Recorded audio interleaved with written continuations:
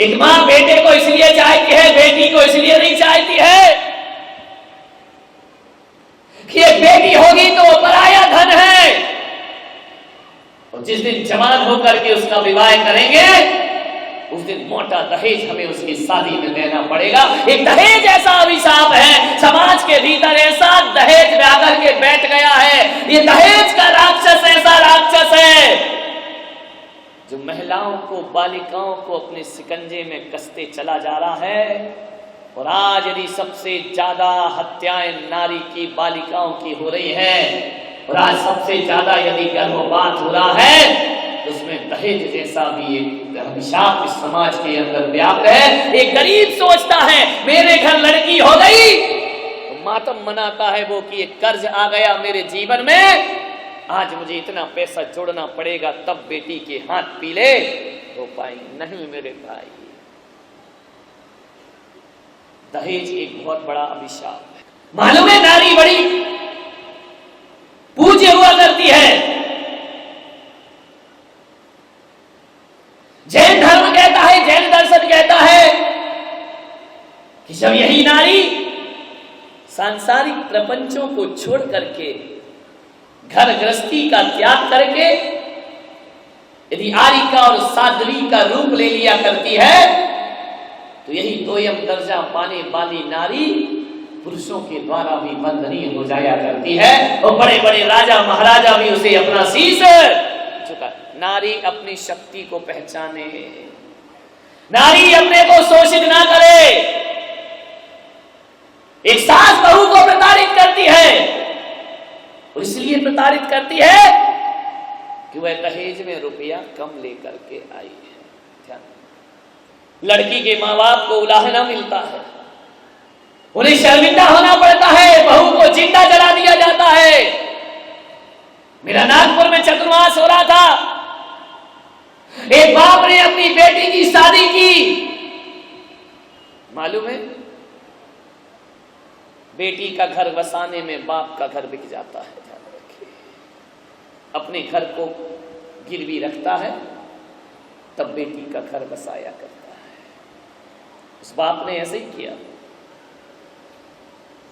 अच्छा लड़का मिला, अच्छा परिवार मिला,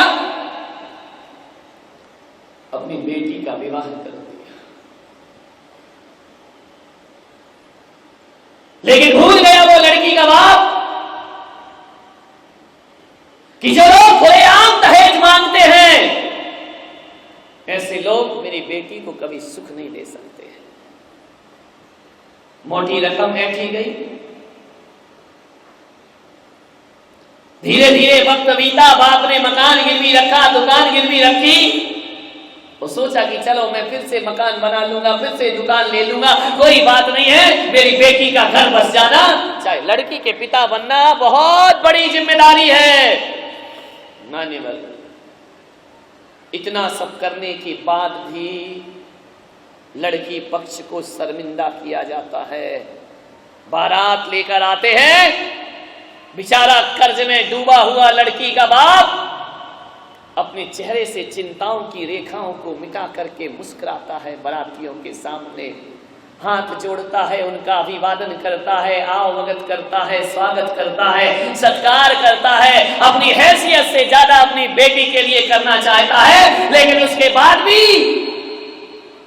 बाराती लोग आकर के लड़की पक्ष के सम्मान में कमियां निकालते रहते हैं, उसे झिड़कियां देते रहते हैं, उसे अपमानित करते रहते हैं।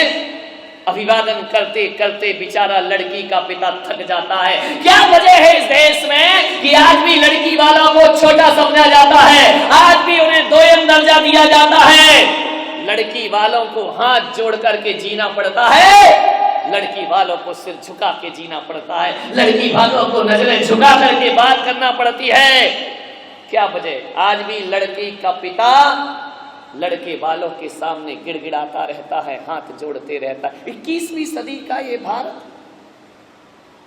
इतनी उन्नति करने के बाद भी आज हमारा देश लड़के और लड़की की भेद रेखा नहीं मिटा पाया है।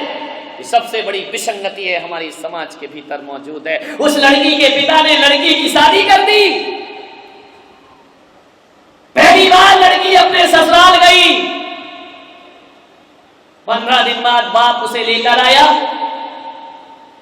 लड़की से पूछा, ससुराल कैसी है बेटा? उसने कहा, कुछ नहीं पिताजी, अच्छी है। ठीक है। बाप को लगा कि जरूर लड़की कुछ छिपा रही है।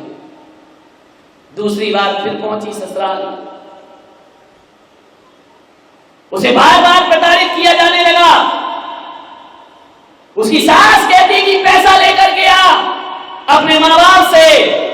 एक बार कर्ज लेकर के, मान्यवर ये कोई कहानी नहीं है, नागपुर के पास की एक घटना है, सत्य घटना है, अखबार में पढ़ी गई। उसे कहा गया कि पैसा लेकर के आओ। लड़की बोली, अम्मा जी मेरे पिताजी की इतनी हैसियत नहीं है कि वे हर बार आपको पैसा दे सके। कर्ज करके उसने मेरा विवाह किया है, घर गिरवी रख के उसने मेरा विवाह किया है। अम्मा जी आपको जितना काम मुझसे कराना है करा लीजिए, लेकिन मेरे माँ बाप को पैसों के लिए परेशान मत करिए। वो बहुत गरीब हैं, आपने दहेज मांगा, उन्होंने दहेज दिया, लेकिन अब उनका इतना सामर्थ्य नहीं है। उनकी एक छोटी बेटी और है, उसकी भी उसे शादी करना है। मैं आपके हाथ जोड़ती हूँ, मुझसे जो आप कराएंगे, कपड़े धुलाएंगे कपड़े धोऊंगी, बर्तन साफ कराएंगे मैं बर्तन साफ करूंगी, मैं नौकरानी बनकर रह जाऊंगी। लेकिन अम्मा जी मेरा आपसे निवेदन है कि मेरे पीहर से पैसा मत मंगाइएगा। मैं तुमसे निवेदन करती हूँ, यदि मेरे बाप के पास होता तो मैं और ज्यादा ला करके तुम्हें देती। सास ने कहा, हमें कुछ नहीं सुनना है, अपने पीहर से पैसा लेकर आओ। ननद प्रताड़ित करने लगी, ससुर मौन रहने लगे। पति ने कहा, यदि तू 10 लाख रुपए लेकर नहीं आई तो इस घर में तेरे लिए कोई स्थान नहीं है। क्या करती वो गरीब की लड़की, फोन लगा के पीहर में बोल नहीं सकती कि पैसा चाहिए। उसे मालूम था कि यदि मैं मांगूंगी और अपने माँ बाप से अपने दुखों का बयान करूंगी तो मेरा बाप हार्ट पेशेंट है, वो दुनिया में जिंदा नहीं रह पाएगा। कितना मजबूर किया गया उस लड़की को। उसने अपने पति को बहुत समझाया कि देखिए मुझे मजबूर मत करिए, मेरे माँ बाप नहीं, मैं चगली रोटी खा के रह लूंगी। मैं तुमसे निवेदन करती हूँ कि जैसा रखोगे वैसा रहूंगी, मैं एक सामान की भी तुमसे डिमांड नहीं करूंगी। लड़के ने कहा कि वो कुछ नहीं, तू अपने बाप के यहां से पैसे लेकर के आ। और एक दिन ध्यान रखना, उसे मारा जाने लगा, पीटा जाने लगा, उसे प्रताड़ित किया जाने लगा। लड़की मजबूर, न ससुराल छोड़कर जा सकती है, न पीहर से पैसा मांग सकती है। एक दिन पिता लेने आया, लेकर के उसे पीहर आया। छलक पड़ी लड़की की आंखें, पिता को समझते देर न लगी। उसने कहा, बोल बेटी तुझे क्या कष्ट है इस घर में? बोले, कुछ नहीं पिताजी, सब ठीक है, जो मेरे भाग्य में है वही होगा, आप चिंता नहीं करें। बोले, बेटी लगता है कि तू प्रताड़ित होती है। बोले, कुछ नहीं पिताजी। माँ ने कहा, बेटा बता तुझे क्या कष्ट है उस ससुराल में? उसने कहा, माँ मुझे कोई कष्ट नहीं है, जितने दिन मैं रहने आई हूं पीहर में उतने दिन रहूंगी और लौट करके घर चली जाऊंगी। सुबह से शाम वह देखती माँ का हृदय था, बेटी की भावनाओं को पढ़ा करती थी। उसने कहा, बेटी तुझे मेरी कसम है, एक बात बता, तुझे क्या दुख है? रो पड़ी माँ से लिपट के। माँ मैं तुम्हें कैसे बताऊं, ऐसी ससुराल मिली है मुझे जो कहती है कि अपने पीहर से पैसा लेकर के आओ। माँ मुझे मालूम है ना, ये मकान गिरवी रखा है पापा ने। अब बता माँ, मैं इस उम्र में उनसे कैसे कहूं कि मेरे लिए पैसा चाहिए? मैं कहां से पैसा ला करके दूं? माँ यदि मैं दहेज प्रकरण में जाकर के पुलिस में रिपोर्ट करती हूं तो मैं कैसे लड़ूंगी? मेरे पिता के पास तो केस लड़ने के लिए भी पैसा नहीं है, मैं क्या करूंगा? माँ बड़ी चिंतित हो गई।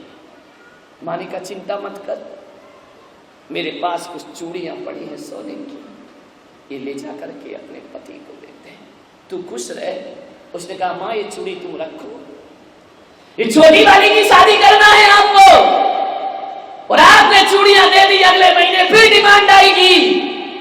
बता माँ मैं कहां तक दूंगी उसे, तुम चिंता मत करो, मैं धीरे धीरे उस घर को सुधार लूंगी, उस घर को बदल लूंगी। 15 दिन बीते, पिता लड़की को छोड़ने ससुराल गया। ससुराल में जाकर के लड़की को जैसे ही रखा, सास ने ढंग से बात ना की, ननद ने ढंग से बात नहीं की, और एक दिन उसे बोला कि बोल तू कुछ लेकर आई है या नहीं आई है। रो पड़ी किस्मत की मारी। मालूम है क्या हुआ, सास ने और ननद ने उसे कमरे में बंद कर दिया, और बंद करने के बाद बोले हमने देख लिया तेरा कुछ नहीं हो सकता है। कहते हैं इतना प्रताड़ित किया उस लड़की को, उसके हाथ पैरों को बांध करके इतना मारा गया, इतना मारा गया, एक लोहे की राड से मारा गया। ननद ने मारा, सास ने मारा, और तो और आवेश में आकर पति ने उसके ऊपर मिट्टी का तेल डाल दिया, और इतना आवेश, इतना क्रोध भरा, तड़प रही है वो अबला कि मुझे कहां मेरा शादी हो गई, इससे अच्छा तो कुंवारे ही मेरा जीवन बीत जाता। और देखते ही देखते वो जो ननद थी भूल गई कि मैं भी किसी की बेटी हूं, कहीं ससुराल में जाऊंगी। उसने लोहे के चाकू से उसकी दोनों आंखों को फोड़ दिया, खून की धार लग गई। अब जब वह चीखती है लड़की, मिट्टी का तेल डाला गया, और एक दिया सलाई जला करके उस लड़की को जला करके राख कर दिया गया। तड़पती रही वह अबला। अखबार में पढ़ा, मेरा दिल दहल गया ये देखकर, ऐसे नराधम लोग भी आज इस दुनिया में जिंदा है जो पैसे की खातिर बेटियों को ऐसा जला दिया करते हैं। मान्यवर तड़प तड़प के जल गई। चीख पुकार सुन के पड़ोसी एकत्रित हुए। कहते हैं घर में सुबह सुबह फोन की घंटी खनखनाई। लड़की के बाप ने सोचा सुबह 6 बजे फोन आ रहा है, जरूर कुछ ना कुछ गड़बड़ हुआ होगा, मेरी बेटी के साथ कुछ गड़बड़ हुआ है। आंख फड़क रही है माँ की। जैसे ही फोन उठाया, ससुर ने फोन किया कि समधी जी आपकी बेटी की तबीयत बहुत खराब है, तुरंत आ जाइए। लड़की की मां समझ गई कि कुछ अनहोनी घट गई है उस घर में।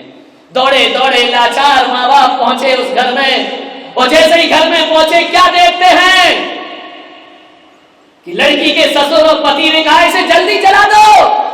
माँ बाप आए उससे पहले इसका अंतिम संस्कार कर देना चाहिए, ये अपने आप धोखे से मर गई है। गांव के लोगों ने कहा कि हो सकता है सुबह सुबह कुछ काम कर रही हो, गैस भभक पड़ा हो और जल गई हो। ले जा करके अर्थी को मरघट में ले जाया गया। यहाँ ट्रेन लेट हो गई। पहुंचे दोनों माँ बाप। घर में पहुंचते हैं तो एक कंडा जलने का धुआं दिखाई दे रहा है। लड़की की माँ ने कहा मेरी बेटी कहाँ है? बोले अम्मा जी जरा संभलिए, अपने आप को संभालो। उसे मरघट में ले जाकर उसका संस्कार हो रहा है। मेरी बेटी को तुमने मार डाला है। दौड़े दौड़े रिक्शे में बैठकर मरघट गए। लकड़ियां रची जा रही हैं। लड़की की मां ने चिता बिखेर दी कि नहीं, ऐसे नहीं जल सकती है लड़की। उसके भीतर मातृत्व भाव जग गया। चिताएं बिखेरी। जैसे कफन में से मुंह हटाया गया, मुंह से कफन हटाया, मां देख कर बेहोश हो गई। इस लड़की की दोनों आंखें निकाल दी गई। जिस लड़की को चाकू से गोद करके मार दिया गया, जिसके शरीर को पहचाना नहीं जा सकता है, उसने कहा पहले पुलिस केस बनेगा, उसके बाद लड़की को दफनाया जाएगा, उसके बाद लड़की को जलाया जाएगा। सारा गांव इकट्ठा हुआ। पता चला कि लड़की ने सुसाइड नहीं किया, लड़की को इन हत्यारों ने मिलकर के मार दिया है। ध्यान रखिए मान्यवर। लड़की का लाचार बाप जार जार आंसू बहा रहा। लड़की की मां बेहोश होकर पछाड़ खाती है। चंद रुपयों की खातिर उसकी हत्या कर दी।